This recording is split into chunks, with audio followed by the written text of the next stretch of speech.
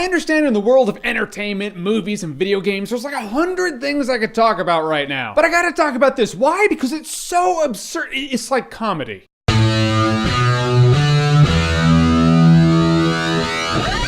New Super Mario Bros. 2. Alright, so New Super Mario Bros. 2 for the 3DS is holding up tradition where current gen consoles are having side-scroller Mario games, because at a point, everybody missed side-scroller Mario games, so New Super Mario Bros. Came out for the DS. And since then, we've had a few installments of side-scroller Mario games. They just never go out of style, for the most part. So New Super Mario Bros. 2 gives you everything you've come to love about side-scroller Mario, for the most part. You got fireballs, Goombas, turtle shells, piranha plants coming out of pipes, secret coins that are hidden. Every level has 3 secret coins that you need to find. You know, it's really familiar, but at this point you're like, yeah, it's so familiar, it's almost too familiar. I mean, they reincorporated the leaf that gives you the raccoon tail and the little raccoon ears, but they kind of already did that when they reincorporated the Tanuki suit in Super Mario 3D Land. But that's not even the part where you're like, is this worth playing right now? It's the fact that I saw the trailer, and in the trailer you see so many coins, and that's the theme of this game. It's all about the coin. Greed is good. Apparently Mario's now a big Wall Street fan. But pipes spew out gold in this game. You hit these rings that turns everything gold, so you throw a turtle shell, it leaves a string of gold coins. You get that? You get fireballs that just turns shit into gold, and you just gather up the gold. The back of the box even challenges you. Can you collect 1,000,000 coins? And you're thinking about it, you're like, wait, is this game still going on the premise that every 100 coins is a 1-up, you get a free life? Yep, in this game it does that. Hold on, doing the math. So did the game box just challenge you to get 10,000 1-ups? Yeah, it did. The fact that the game box is even challenging you to do that is saying that it is a probability that that could happen, in which case the game is the most broken Super Mario game that's ever existed in my life. But on the off chance you miserably fail and you don't even get close to that mark, like me, I only got 50,000 coins in the game. Yes, that's right. I only got 500 lives by the end. There is no way you're going to fail this game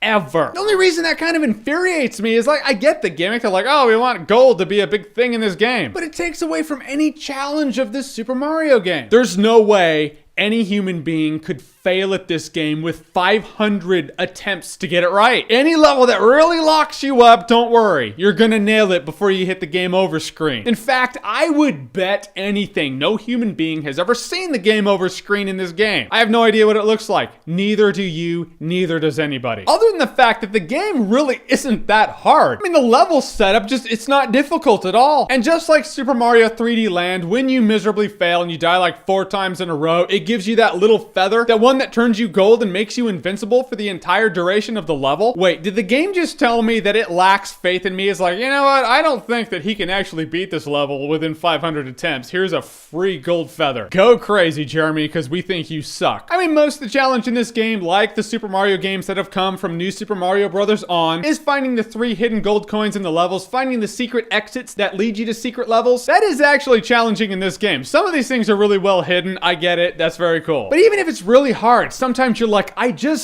don't get it. I don't know. What, does the game want me to jump down every single pit, seeing which one has a gold coin? Maybe, but that's okay, because you have 500 lives by the end at least. You will get it done. It just, math says so. I mean, is the game fun? Yeah, it's a Super Mario game. It's a fun, casual game in the palm of your hand. That's always cool. Amidst playing the really hard PC games or your console games, when you're at your work, you know, you're at your job, you have your 3DS, you just kind of crack it open when you're trying to be lazy without your boss looking, crack out a couple levels, find a few gold coins, and you know, it's all good. But in terms of how Super Mario games go, it is the lowest of them. Remember when Super Mario games were really tough? Like, by the time you were at the end of the game, if you had lives that were in the double digits, if you had more than 10 lives, you were like a gaming god. You only got there because Mega Man taught you the fortitude it took to beat a game. Now gold coins spew out of pipes, rain from the sky, bricks turn into gold. The game just gives it to you. It's like, hey, here's God mode. A lack of challenge like that just kind of makes the game feel boring. So yes, I think it's time for me to have a rating system for video games, and I think I've thought it up. So first of all, if the game is just the greatest game ever, of course, it's gotta be Awesometacular. It's a staple, you know? It has to be the best of the best in movies and games. Next one down for video games is I would buy it at full price. It's the equivalent of buy it on Blu-ray. It works. All right, moving on. I would buy it on sale. The game's not quite worth buying it at full price, but if it takes a price slash, yeah, dump some cash on it. Why not? The next one, worth a rental. I'm thinking of throwing in worth a rental if you have no other games on your plate. plate. Not really worth buying, and if you do buy it, you're gonna end up trading it in for store credit for 1/10 the retail price of what it's actually worth. So you might as well just rent the game, play through it, beat it, and be done with it. The next one down the list is borrow it from your friend for free after he paid for it. What are friends for? What can I say? It's just like, all right, you're bored, you got nothing to do, borrow your friend's copy of the game, play through it, why not? Dump money on it? No.